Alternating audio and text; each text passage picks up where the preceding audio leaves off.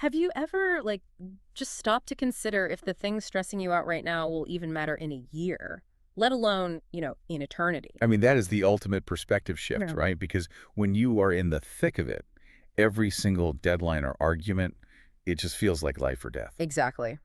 So today, our mission for this deep dive is exploring a concept from a devotional called Day 49. It is over at PastorAmanqua.com. And we are looking at this framework that, well, it aggressively contrasts our everyday earthly pursuits with what they call eternal investments. Right. And the foundation here actually starts with this biblical verse, 2 Corinthians 4.1. It essentially advises fixing our eyes on the unseen. Which sounds wild, right? Fixing your eyes on something you literally cannot see. Yeah, but the logic they use is simple, even Mhm. if it's kind of brutal.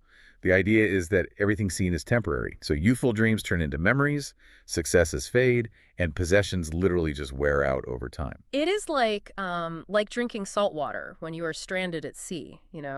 You are desperate for hydration, so you gulp down the world's version of success or status, thinking it is going to satisfy you. Oh, wow. Yeah, that is a great analogy. Right.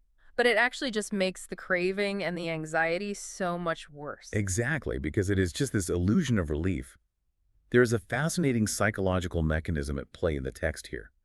When we wire our brains to seek deep satisfaction in things that are fundamentally degrading like wealth or human applause, we are basically setting ourselves up for chronic anxiety. So it's just a trap. Totally a trap.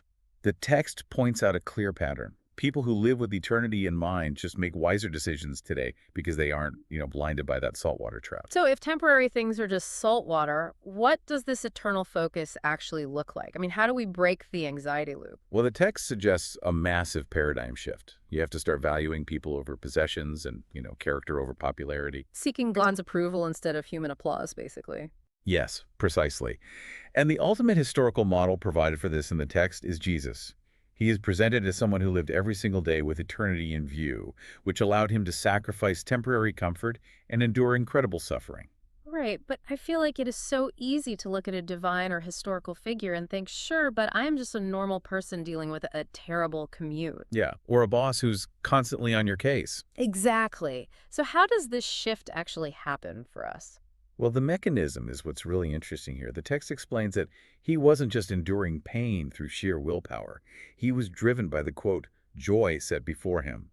By focusing completely on an eternal outcome like valuing human souls that live forever, the daily, temporary suffering was put into its proper context. Oh, I see. Which totally changes the math on how we handle our own conflicts. Suddenly, winning a petty argument just isn't worth the energy. Right, reconciliation outweighs being right. Forgiveness becomes infinitely more valuable than revenge because you are playing a much, much longer game. Okay, but let's acknowledge the friction here, right? Because it is very, very easy to agree with this conceptually. Like, of course, I want to value character and forgive people. For sure. We all want to be that person. Right. But when you are caught up in the Tuesday morning grind, running late, stressed out about a project, how do you actually execute that pivot? Because honestly, I fail at that all the time. The temporary feels incredibly real in the moment. Which is exactly why abstract concepts just aren't enough. The text offers a highly practical thought experiment to sort of snap you out of that grind. What if you knew you only had 1 year left to live? Oof. I mean, that is a heavy question. It is, but it forces your hand, doesn't it? Yeah. You wouldn't spend your last 12 months arguing with strangers on the internet. No, definitely not. I wouldn't care at all. Exactly. So to make it actionable, the devotional gives a specific challenge for you to do a weekly time audit. Look back at your last 7 days. How much time did you spend growing closer to God? Hmm. How much time did you actually spend encouraging someone else? Wow, that just strips away all our excuses. The core life principle here is that the wisest life invests most heavily in what will never pass away, which the text specifically identifies as God and people. Because knowledge is only valuable when applied. This isn't just about thinking lofty thoughts. It is about auditing how you literally spend your hours. Your calendar is the undeniable ledger of your beliefs. Yeah, and that leads perfectly into a final provocative thought for you, the listener, to mull over on your own. If a total stranger were to look at your calendar and your bank statements from just this past week, without you there to explain or defend anything, what would they conclude your eternal priorities actually are? Yeah. Are you investing in things that last forever, or are you just drinking salt water?